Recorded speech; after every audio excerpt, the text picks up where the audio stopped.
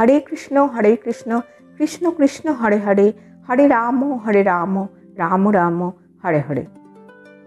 যোগিনী একাদশী কৃষ্ণপক্ষের একাদশী। ভগবান শ্রীকৃষ্ণ বলেছেন, যোগিনী একাদশীর উপবাস করলে জীবনে সমৃদ্ধি ও আনন্দ আসে।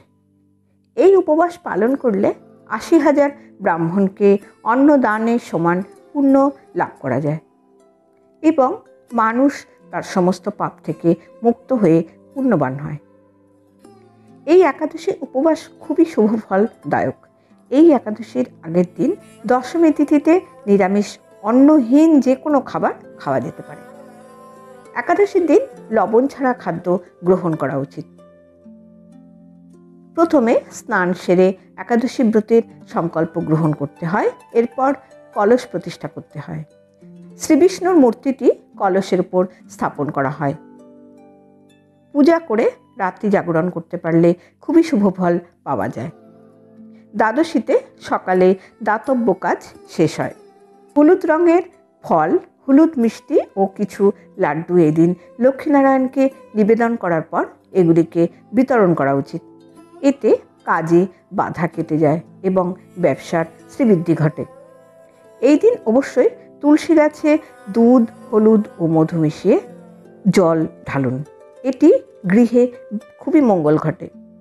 এই যোগিনী একাদশীতে যতটা সম্ভব শ্রীকৃষ্ণের নাম জপ করুন। এই মন্ত্রটি মনে মনে 11 বার জপ করুন। কৃষ্ণায় বাসুদেবায় হরয়ে পরমাত্মনে প্রণত ক্লেশনাশায় গোবিন্দায় নমো নমঃ। রাধে রাধে মন্ত্র জপ করুন এবং রাধার প্রণাম মন্ত্র জপ করুন।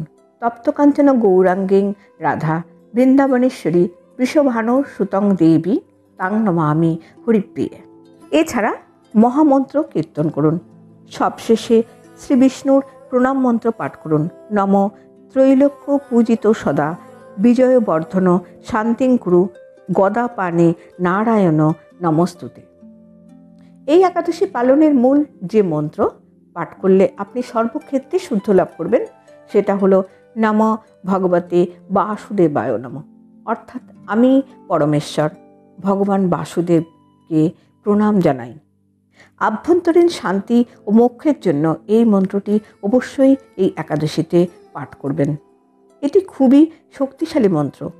এই যোগিনী একাদশী ব্রত পালন করলে আধ্যাত্মিক সচেতনতা লাভ করা যায়।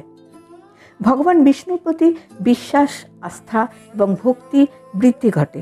আপনার যে কোনো ইচ্ছা পূরণ হয় এবং জীবনে সুখ, সমৃদ্ধি ও বিলাসিতা আসে।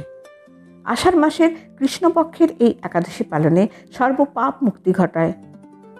আগামী 6ই আষাঢ় 21শে জুন শনিবার যোগিনী একাদশী। একাদশী তিথি রাত্রি 1টা 34 পর্যন্ত থাকবে। ভিডিওটি শুনে যদি আপনাদের ভালো লাগে তাহলে একটি লাইক দিয়ে অবশ্যই চ্যানেলটিকে সাবস্ক্রাইব করবার অনুরোধ রইল।